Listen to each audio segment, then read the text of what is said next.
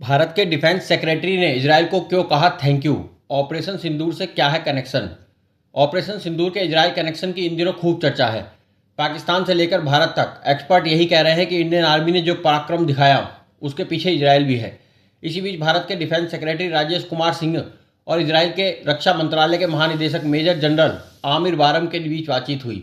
Defence secretary ने Israel को thank you कहा और रक्षा संबंधों को और मजबूत करने की बात कही।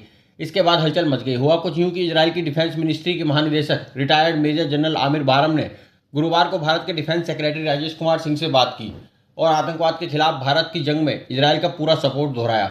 इतना ही नहीं, उन्होंने ऑपरेशन सिंदूर की जमकर तारीफ की। दोनों पक्षों ने डिफेंस सेक्टर में मजबूत दोस्ती का भरोसा दिया। साथ में फ्यूचर के रोड मैप पर भी बात की। इजरायल में न केवल तकनीकी सहायता दी बल्कि ऑपरेशन के बाद खुलकर भारत का समर्थन भी किया। 7 मई को इजरायल के राजदूत रियूवेन अजान ने कहा, इजरायल भारत के आत्मरक्षा के अधिकार का समर्थन करता है। आतंकवादियों को यह जानना चाहिए कि उनके अपराधों से बचने की कोई जगह नहीं है।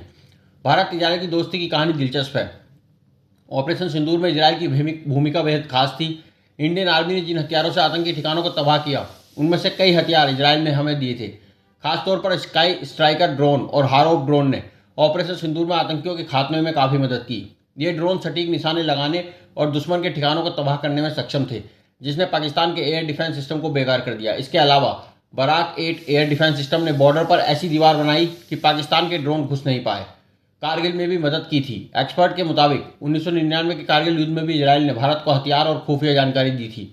1992 में राजनयिक संबंध स्थापित होने के बाद से दोनों देशों ने आतंकवाद के खिलाफ रणनीति बनाने, डिफेंस टेक्नोलॉजी और खुफिया जानकारी बांटने में खुलकर साथ रहे हैं। ऑपरेशन सिंदूर ने एक बार फिर इस दोस्ती को मजबूत किया और दुनिया को दिखाया कि भारत और इजरायल मिलकर आतंकवाद के खिलाफ एकजुट हैं।